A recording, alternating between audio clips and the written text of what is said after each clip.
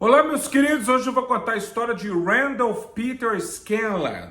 Talvez você não saiba quem é esse cara, mas é o nome verdadeiro do Pete Best, que está vindo tocar agora em Porto Alegre no dia 20 de novembro, no Teatro São Pedro. Vou deixar o link aqui para baixo para você poder comprar o seu ingresso para poder ver um Beatle tocando em Porto Alegre, meus queridos.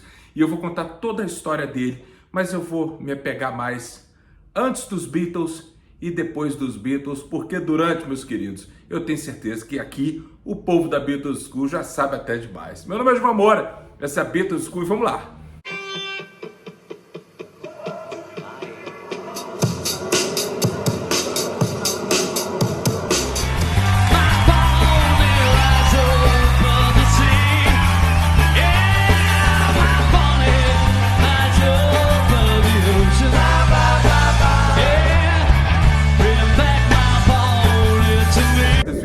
Meus queridos, a banda Os Besouros, um grande amigo meu, Nelson, né, ele está encarregado de trazer o Pete Best pra gente. Eu fui convidado para poder ir até Porto Alegre, então na semana que vem eu estarei aí, você em Porto Alegre, para a gente poder ver o Pete Best juntos.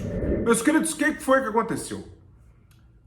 A mãe do Pete Best, chamada Mona Best, era filha de um homem, ele era um major irlandês e ele estava situado lá na Índia, né, cara, lá em Bombay, né, cara, e lá ele teve a filha dele, essa menina chamada Mona, que nasceu lá, né? A família chamada Sean, né?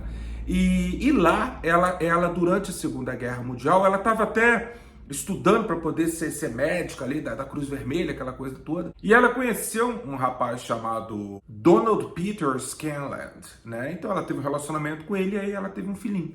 E o filhinho ela colocou o nome de Randolph Peter Scanlan, né? Mas esse rapaz, ele morreu, o pai do Pete, ele morreu durante a Segunda Guerra Mundial, né? Então a Mona, coitada, né, tava ali, morando com os pais e com um filho pequeno. E aí, um cara lá de Liverpool chamado Johnny Best, que era um promotor de lutas de boxe que tinha lá em Liverpool e tal, ele havia ido até a Índia, né, e tal. Então aí eles começam a namorar e tal, aquela coisa toda, e aí vira um relacionamento mais sério, eles se casam, e logo depois ela tem um outro filho que é o Rory Best. Não confundir com o Rory do Rory Storm and the Hurricanes, que era a banda do Rio. Não tem nada a ver uma história com a outra, né? Então aí depois, cara, eles decidem viajar para Liverpool, né, cara? Para se situar em Liverpool, né? Viajaram por 4 semanas. Você imagina de barco, vindo da Índia, para poder dar a volta lá por baixo da África, até chegar, subir todo o Atlântico, até chegar lá no porto, lá em Liverpool, né?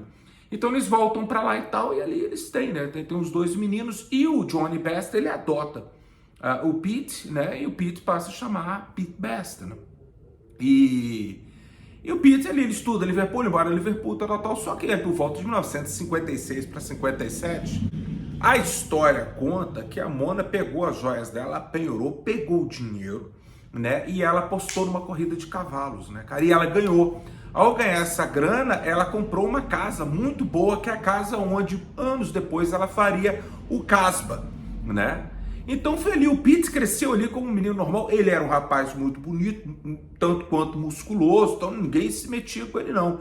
Então, só que ele era extremamente quietinho, introvertido, aquela coisa toda, mas era um cara muito legal e era um cara completamente apaixonado pela mãe, e a mãe completamente apaixonada por ele, né? Então eles compram essa casa. Então ali por volta de 1959, ela decide fazer uma coffee shop, porque ela não queria vender bebida lá, porque bebida, meus queridos, acabava em porradaria, aquela coisa toda. Então ela decidiu fazer, por quê? Porque o Pete era muito bem relacionado, o Pete e o Rory, eles tinham diversos amigos e tal, então ela achou que seria uma boa montar uma coffee house ali, onde teria um pequeno palco, né? Quem que estava tocando nesse local?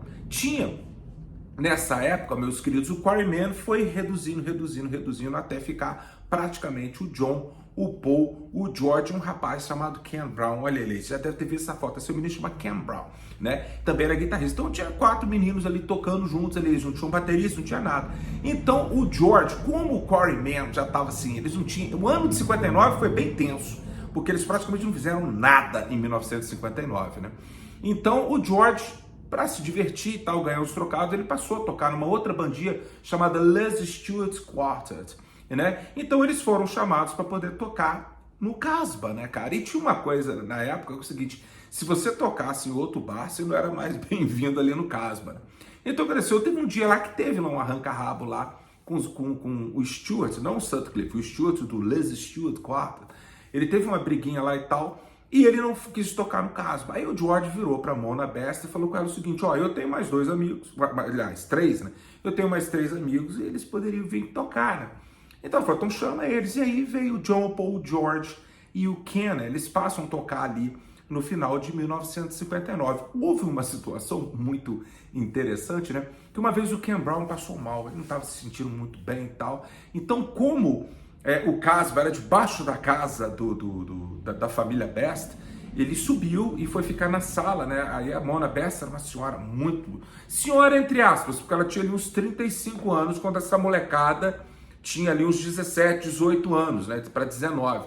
Né? Ela era uma mulher muito bonita, um tanto quanto gordinha, mas bonitona e tudo mais. Então, tinha muito homem ali que estava de olho nela, né? Porque o Johnny Best, nesse momento, pelo menos é o que conta nas histórias, nos livros, ele era passado a ter um relacionamento assim, um tanto quanto mais frio, aquela coisa. Então, aconteceu que muitos homens olhavam para ela e achavam ela muito bonita, né? E aí o que aconteceu? O Ken Brown sobe e não toca junto com os outros Quarrymen, né? Então, quando a Mona foi pagar, porque lotava, né, cara? O pessoal via todo, né? Os amigos do Pete, os amigos do Roy, os amigos do John, do Paul e do George, né? Então, quando ela foi pagar, o John, o Paul e o George queriam o dinheiro todo, porque como o Ken não tocou, então vai ser dividido por 3 e não por 4. Ela ficou muito desapontada e achou que o John, o Paul e o George estavam sendo extremamente sacanas. Ela pagou o Ken Brown de qualquer maneira.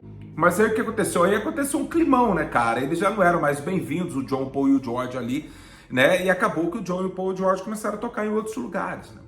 Então aí acontece o seguinte, porque eu não vou entrar muito na história dos Beatles até então. Tem aquela história, já contei várias vezes para vocês, eles fizeram uma audição ali pro Larry Parnes e pro Alan Williams, ali dentro do Jacaranda, e aí eles conseguiram, com o tempo ali, um baterista novo chamado Tommy Moore, para eles poderem ir para Escócia. Eu já contei em outros vídeos. Aí eles foram para a Escócia e tal, foi um horror, né? Para tocar junto com Johnny Gentle, né? Foi nesse momento ali que os Beatles mudaram de nome. Era o Long John, né? Era o Stuart da Style, o Carl Harrison e o Paul Ramon, né, cara?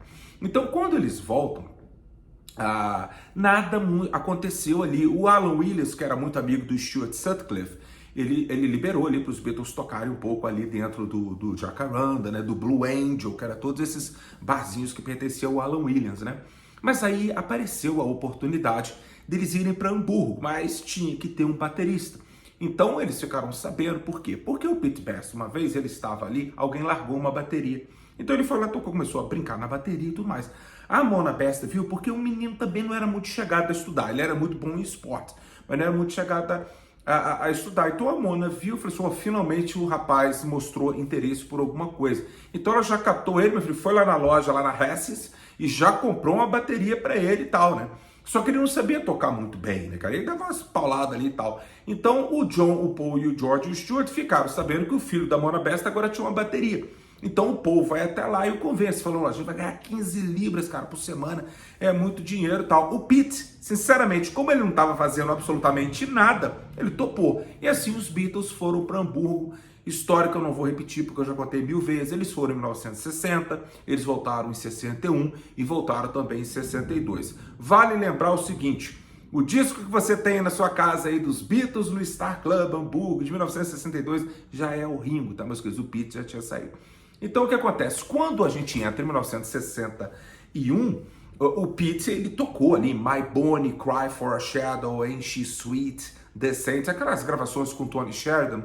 O Pete foi o baterista, né? Eles gravaram num auditório ali numa cidadezinha, uma localidade perto de Hamburgo, né? Então ele gravou todas essas músicas, é o Pete Best que tá tocando ali também. Quando foi em 62, na virada de 61 para 62, aí a gente aparece com Brian Epstein, que já virou empresário dos Beatles no final de 1961. Então, o Brian consegue uma audição na Decca, né, cara? Então eles vão na Decca também, já contei essa história 1000 vezes. Eles tocam ali, tocam Hello Little Girl, Love of the Loved, Memphis, Tennessee, Three Cool Cats, essas músicas tudo aí que tem no Decca Tapes, né?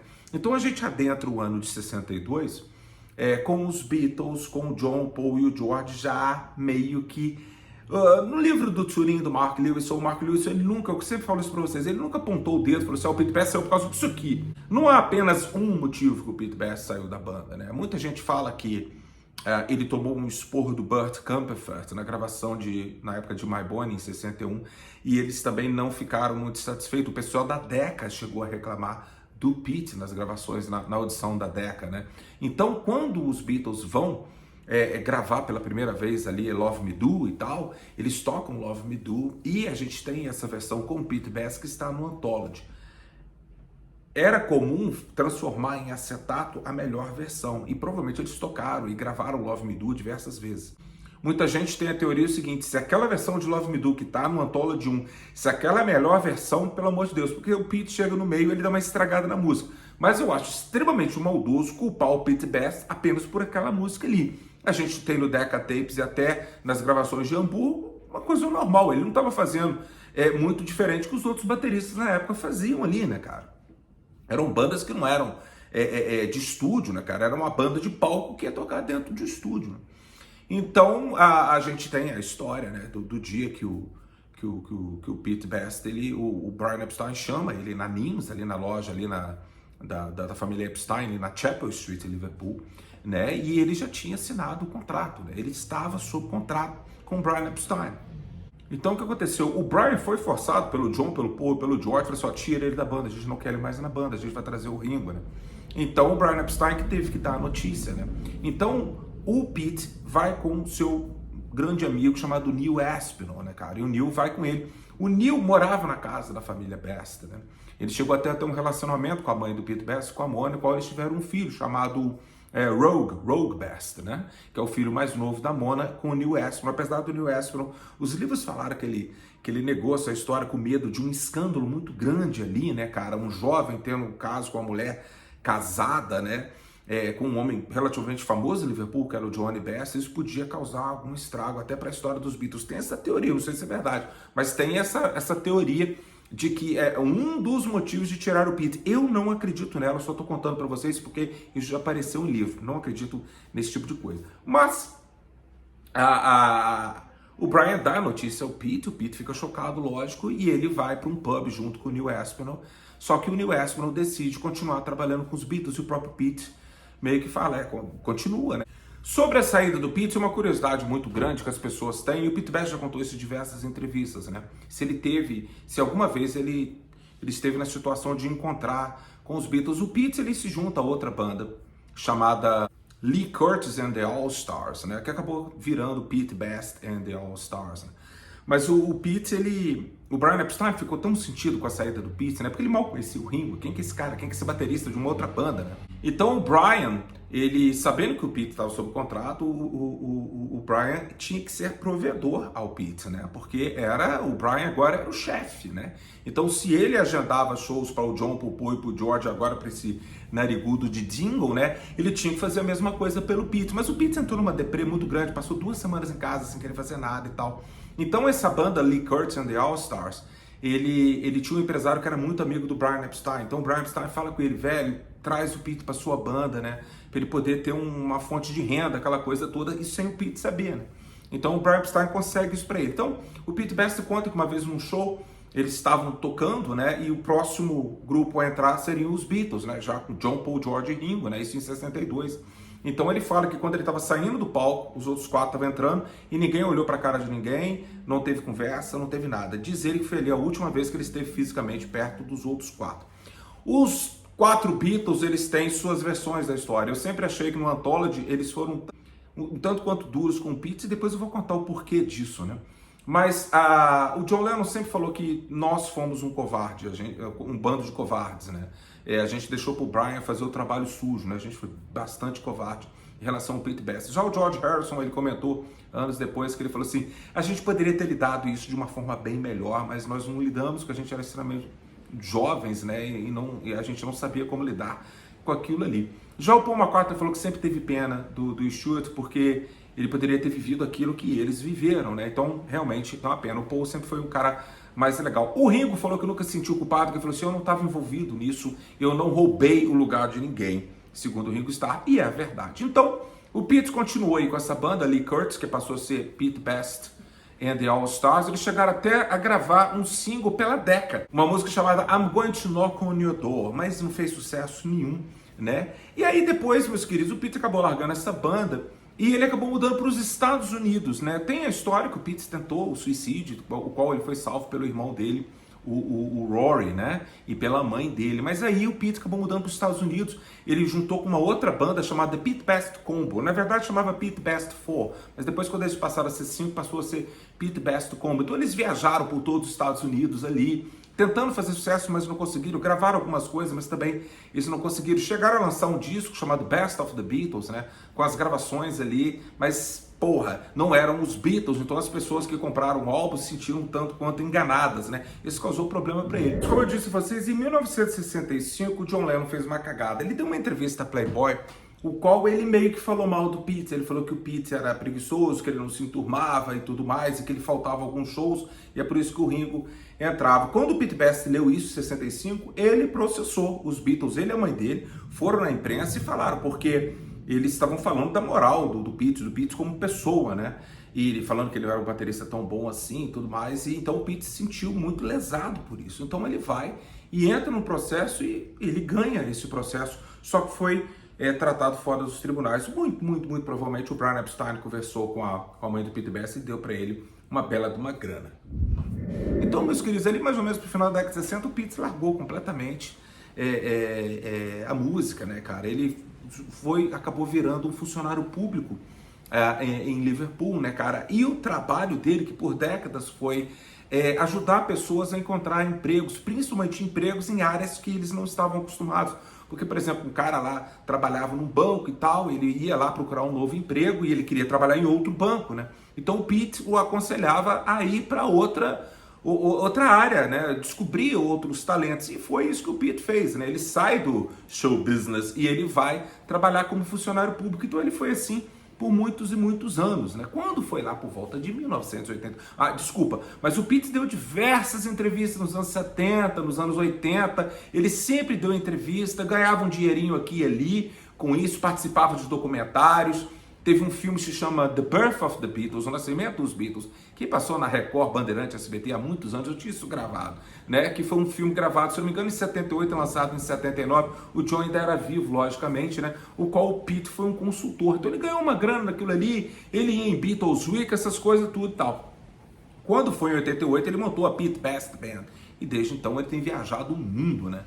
Quando foi ali por volta da década de 90... né, o Pete recebeu um telefonema. Há um mito aqui que muita gente fala, o próprio Philip Norman que conta essa história, que o Paul McCartney ligou para o Pete falando o seguinte, falou assim, ó, a gente vai lançar o Anthology 1 e tem muita música tua ali, tinha My Bonnie, tinha Cry for a Shadow, Ain't She Sweet, algumas músicas da Decca, né?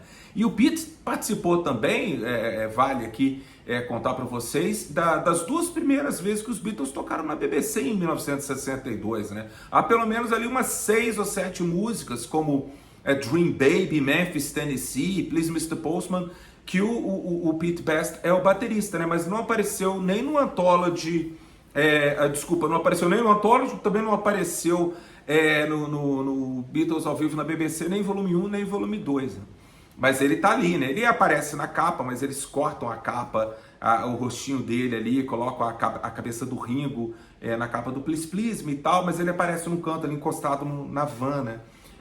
Que os Beatles tinham ali. Então o Pete recebeu aí veio uma fofoca, falou que ele ganhou entre 1 milhão a 4 milhões de libras, né? Ele jura por Deus que não chega nem perto disso, mas que ele ganhou alguma coisa assim. Mas o Pete conta também que o Paul nunca ligou para ele, apesar do Paul falar que ligou para ele. O Pete fala que não, que quem fez todo ali o trâmite ali foi o Neil Aspinall, né, cara? Pai do irmão dele e grande amigo dele pela vida toda, né? Então essa foi a história do Pete. Então, desde então ele ganhou dinheiro, ele vai... O irmão dele, um pouquinho antes da pandemia, o Rogue Best, ele montou um museu magnífico ali na Matthew Street, a mesma rua do Cavern, né? Um museu onde tem muita coisa que ele herdou do pai dele, né? Do Neil Aspinall, né, cara? De cordas de guitarra, malinha da Panam, que os Beatles foram em 64, como muita coisa que era da Mona Best e muita coisa também que era do Pete, né? Então tem coisa, porque se você for no Beatles Store em Liverpool, tem réplicas de uma porrada de coisa, mas no museu da família Best ali na Matthew Street, tem coisa original, coisa bacana mesmo. Tem até cadeira do Star Club lá dentro e tal. Então tem muita coisa bacana, muita roupa, aquela coisa. E não apenas do Pete, mas também do John, do Paul, do George e até do Ringo e do Stuart, né? Então vale muito a pena visitar. Uma história assim, então o Pete, meus queridos, ele tá longe de ser um homem deprimido e tudo mais. Esse cara maravilhoso que é o Nelson, cara da banda Os Besouros, né? Ele tá trazendo o Pete agora para Porto Alegre, né, cara? A gente vai ter a oportunidade de ver o homem de perto lá. Ele vai tocar algumas músicas, né? Mas eu acredito que é uma grandíssima oportunidade para todos nós. Ele já esteve aqui no Brasil antes, né? Mas vai ser uma grande oportunidade de ver, porque o homem já tá velhinho, assim como o Paul e o Ringo, e acredito, talvez seja a derradeira, né? A gente não sabe se ele vai aparecer pela nossa terra aqui mais, né? Mas que bom, né, que a pandemia não atrapalhou isso, da gente poder ver o Pete, né? Tem uma história interessante que talvez vocês não saibam. A Mona, às vezes, visitava o Neil Aspinall ali, quando os Beatles já eram muito, muito famosos. Ela até encontrava com eles. Há histórias que os Beatles levavam presentes para dar para a Mona Best, né? A Mona Best, por um tempo, ela praticamente foi a empresária dos Beatles ali no início, né? O qual o Brian Epstein não gostava muito dela, não, achava ela muito mandona, né? Mas ela é, talvez, um dos personagens mais importantes do início dos Beatles, e o Casbah, para mim, é tão importante quanto o Cavern ou qualquer outro local de Liverpool. Mas a história conta que quando uma vez ela encontrou com o John na casa do Neil Aspinall, né? E como o pai dela era um major e tal, ele tinha medalhas, e são as medalhas que o John usa na capa do Sgt. Pepper, né? Essas medalhas são do avô do Pete Best, né? E depois ele devolveu para Mona com uma carta e tudo mais, e essas medalhas hoje estão no museu com a carta, está no museu lá em Liverpool, então vale muito a pena. Eu estou eufórico mesmo. Eu acho que é uma grande oportunidade para mim poder ver o Pete Best. Só de ver o Pete Best eu já estou mega, hiper feliz ali, ver ele tocando, vai ser muito legal, e eu espero que vocês aí, principalmente o povo aí do sul de Porto Alegre aí, deixa de ser bobo, meus queridos. Teatro São Pedro, vou deixar o link aqui embaixo para você ir lá ver um Beatle, meu querido, antes que eles morram, pelo amor de Deus. Um abraço para vocês, se cuidem.